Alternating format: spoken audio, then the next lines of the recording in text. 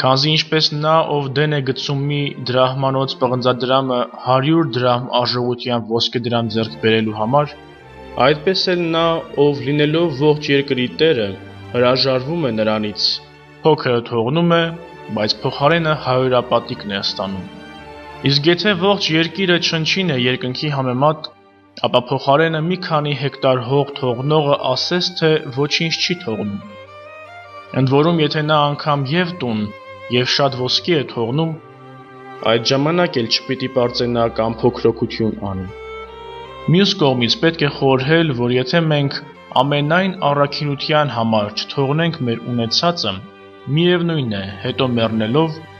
թողնելու ենք, ինչպես հաճախ թողնում ենք անգամ նրանց, ում որ չէինք ցանկանա, ինչպես դեռևս ժողովողն է հիշատակում։ Ինչու ուրեմն ի սեր առաքինության չհրաժարվենք դրանից, փոխարենը